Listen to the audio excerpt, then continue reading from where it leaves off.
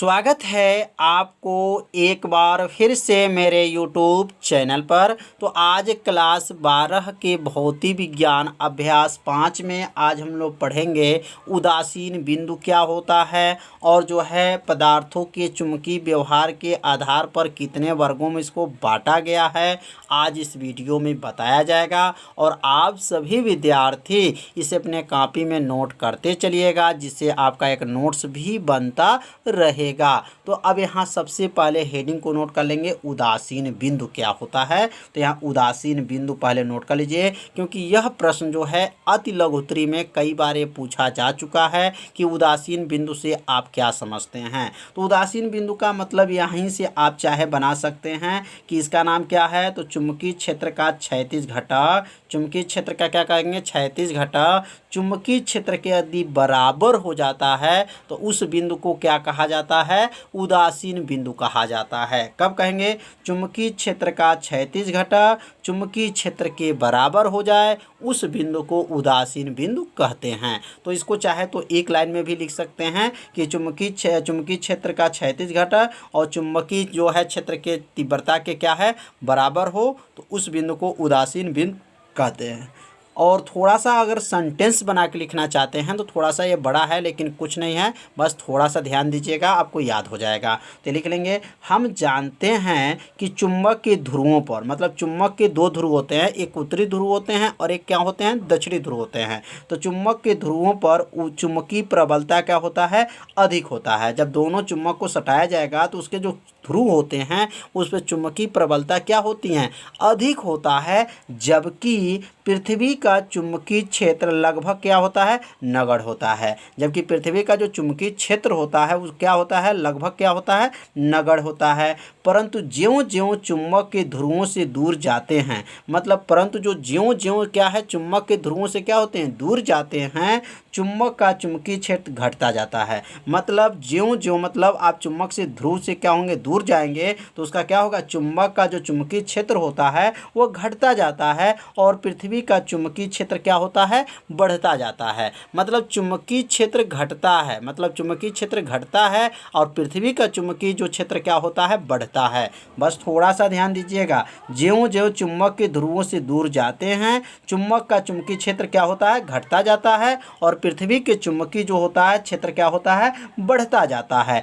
इस प्रकार चुंबक से दूर कुछ ऐसे बिंदु होते हैं जहां पर पृथ्वी के चुंबकीय क्षेत्र का क्षैतिज घटक और चुंबक का चुंबकीय क्षेत्र जाएं बराबर हो जाता है, वह बिंदु जो है उदासीन बिंदु कहलाता है। कितना आसान है। मतलब यह हो कि यह जो है क्या है, चुंबकीय क्षेत्र का क्षैतिज घटक और चुंबकीय क्षेत्र के क्या हो जाए, बराबर हो जाए, तो वह बिंदु क्या है, उदासीन बिंदु कहलाता है। तो उदासीन बिंदु का परिभाषा आप सभी विद्यार्थी समझ लिए होंगे कि उदासीन बिंदु किसे कहा जाता है। और ये बस इसी को आप लोग याद रखिएगा और इसी से जो है परिभाषा को बना सकते हैं।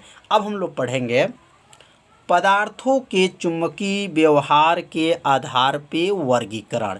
मतलब पदार्थ जो हैं उसको चुंबकीय व्यवहार के आधार पे बताना है कितने वर्गों में बांटा गया है और कौन से वैज्ञानिक ने बांटे थे, अब इनके बारे में भी समझ लेंगे। सन 1846 ईस्वी में फैराडे ने पदार्थों के चुंबकीय व्यवहार के आधार पे 3 भागों में क्या किए थे, वर्गीकृत किए थे। मतलब 3 भागों में जो है बांटे थे।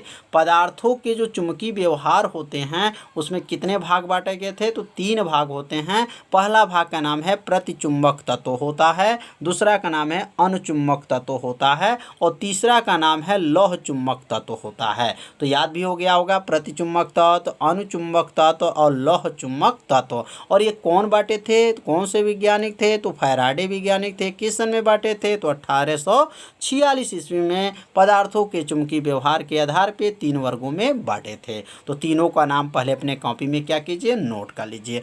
अब हम लोग पढ़ेंगे प्रतिचुंबक तत्व क्या होते हैं। तो प्रतिचुंबक तत्व का 2 परिभाषा है। आप जो परिभाषा आपको अच्छे से याद हो जाए वो दोनों परिभाषा में से उस परिभाषा को आप याद कर लीजिएगा। तो यहाँ प्रतिचुंबक तत्व कहेंगे वे पदार्थ जो चुंबक के क्षेत्र में रखे जाने पर, मतलब वे पदार्थ जो चुंबक के एरिया में जब रखा जाएगा तो क्षेत्र के विपरीत दिशा, विपरीत मतलब उल्टा दिशा में मामूली सा चुंबकित हो जाते हैं।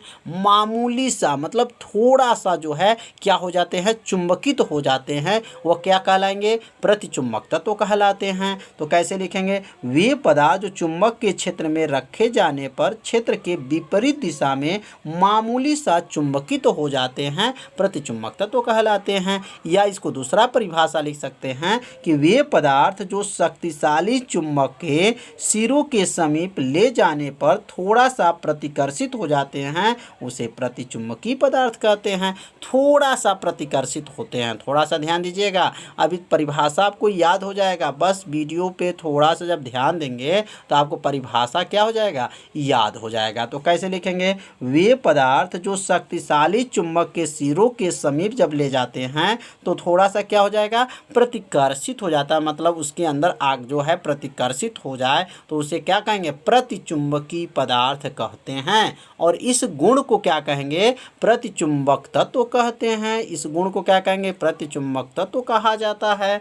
जैसे में क्या लिख सकते हैं, तो Zn होता है जिंक है, Ag जो है सिल्वर है, कॉपर है, मरकरी है, हाइड्रोजन है, NaCl जो है सोडियम क्लोराइड है। उसमें क्या होता है, जब शक्तिशाली चुंबक के इसके क्या होते हैं, सिरों के समीप जब ले जाते हैं तो थोड़ा सा क्या हो जाता है, प्रतिकर्षित हो जाता है, उसी को प्रतिचुंबकीय पदार्थ कहते हैं और इस गुण को प्रतिचुंबक तत्व कहा जाता है। तो इस परिभाषा को आप सभी विद्यार्थी नोट कर लीजिए। अब हम लोग पढ़ेंगे अनुचुंबक तत्व क्या होते हैं। अनुचुंबक तत्व की परिभाषा क्या है, बहुत आसान परिभाषा आपको बताया जा रहा है जिससे आपको परिभाषा तुरंत क्या हो जाए, याद हो जाए। अब यहाँ पर भी दो परिभाषा बना सकते हैं, कहेंगे कि वे पदार्थ जो चुंबक के क्षेत्र में रखे जाने पर क्षेत्र की दिशा में मामूली सा चुंबकित होते हैं। ध्यान दीजिएगा, मामूली सा जो है क्या होते हैं, चुंबकित होते हैं। वे पदार्थ क्या लिखेंगे, जो चुंबक के क्षेत्र में रखे जाने पर क्षेत्र की दिशा में, इसके पहले क्या था, विपरीत दिशा में, इसके ऊपर वाला में हम लोग क्या बोले थे, विपरीत दिशा में मामूली सा चुंबकित है। इसमें विपरीत नहीं लगाया गया है, बस विपरीत को शब्द को हटा दिया गया, नया परिभाषा बन गया। अनुचुंबक तत्व में क्या बोलना है और प्रतिचुंबक तत्व में क्या बोलना है, बस थोड़ा सा अंतर है परिभाषा में। तो कैसे लिखेंगे, वे पदार्थ जो चुंबक के क्षेत्र में रखे जाने पर क्षेत्र की दिशा में मामूली सा चुंबकित हो जाते हैं, उसको क्या कहा जाता है, अनुचुंबक तत्व कहा जाता है। या इसको लिख सकते हैं, वे पदार्थ जो शक्तिशाली चुंबक के सिरों के समीप ले जाने पर सिरों की ओर क्या हो जाए, आकर्षित हो जाए। इसके पहले वाला में क्या था, प्रतिकर्षित था, और इसमें क्या हो जा रहा है, आकर्षित हो जा रहा है। मतलब आकर्षित मतलब इसके अंदर आकर के चिपक जा रहा है, आकर्षित हो जाते हैं, उसे अनुचुंबकीय जो है क्या कहते हैं, अनुचुंबकीय पदार्थ कहते हैं। और इस गुण को क्या कहा जाता है, अनुचुंबक तत्व कहते हैं। कितना आसान है, कहेंगे वे पदार्थ जो शक्तिशाली चुंबक के सिरों के समीप जब ले जाने पर सिरों की ओर क्या हो जाए, आकर्षित हो जाते हैं, उसे अनुचुंबकीय पदार्थ कहते हैं। और इस गुण को क्या कहा जाता है, अनुचुंबक तत्व कहा जाता है। जैसे क्या है, एल्युमिनियम है, सोडियम है, या कैल्शियम है, प्लेटिनम है, ऑक्सीजन है, मैग्नीज है, ये सब क्या हैं, अनुचुंबक तत्व पदार्थ हैं। तो समझ में आ गया होगा कि अनुचुंबक तत्वों में क्या है और प्रतिचुंबक तत्वों में क्या है। तो पहले आप सभी विद्यार्थी पहले इसे अपने कॉपी में ज़रूर लिखिए, 2 बार पढ़िए, आपको याद हो जाएगा। बहुत आसान परिभाषा यहाँ पे लिखा गया है जिससे आपको तुरंत क्या हो जाए, समझ में आ जाए। अब लास्ट हम लोग पढ़ेंगे लौह चुंबक तत्व क्या होते हैं। अब लौह चुंबक तत्व के बारे में भी समझ लिया जाए। तो अब यहाँ लिख लेंगे हेडिंग लौह चुंबक तत्व। लौह चुम्बक, जैसे आदमी गांव में नहीं कहते लौह चुम्बक है, जैसे बाजा में जो होता है लाउड स्पीकर के बगल में लगाया जाता है तो उसमें कहते हैं लौह चुम्बक है। लौह चुम्बक मतलब यह हो जाएगा कि यह जो है क्या कहते हैं, बाह्य क्षेत्र से एकदम आकर्षित हो जाएगा, शक्तिशाली चुम्बक हो बन जाते हैं। तो लिखेंगे लौह चुंबक तत्व क्या होते हैं। लौह चुंबकीय पदार्थ ऐसे पदार्थ होते हैं जो बाह्य चुंबकीय क्षेत्र में रखे जाने पर शक्तिशाली शक्तिशाली चुम्बक क्या हो जाते हैं, बन जाते हैं। लौह चुम्बकीय पदार्थ ऐसे पदार्थ होते हैं जो बाह्य चुंबकीय क्षेत्र में जब रखा जाता है तो वो भी क्या हो जाते हैं, शक्तिशाली चुम्बक बन जाते हैं। या दूसरा लिख सकते हैं परिभाषा, मतलब दो दो परिभाषा बताया जा रहा है। जो परिभाषा आपको अच्छे से याद हो जाए उस परिभाषा को आप लोग याद कर लीजिएगा। अब दूसरा परिभाषा है वे पदार्थ जो चुंबकीय क्षेत्र में रखे जाने पर, मतलब वे पदार्थ किस में रखना है, मैग्नेट के एरिया में, मतलब चुंबकीय क्षेत्र में रखे जाएगा तो सिरों की ओर तेजी से क्या हो जाएगा, आकर्षित हो जाता है। बहुत तेजी से जब आकर्षित हो जाता है उसी को क्या कहा जाता है, लौह चुंबकीय पदार्थ कहते हैं। और इस गुण को क्या कहा जाता है, लौह चुंबक तत्व कहते हैं। जब लौह चुंबक को माने लेकर जाएंगे और लोहे के पास जब ले जाएंगे, थोड़े से पास ले जाएंगे और बहुत तेजी से क्या हो जाता है, आकर्षित हो जाता है, वह क्या कहलाता है, लौह चुंबक तत्व कहलाता है। और इस गुण को क्या कहेंगे, लौह चुंबक तत्व कहा जाता है। जैसे कौन कौन है, एफई है, निकिल है, कोबाल्ट है, फेरिक ऑक्साइड है।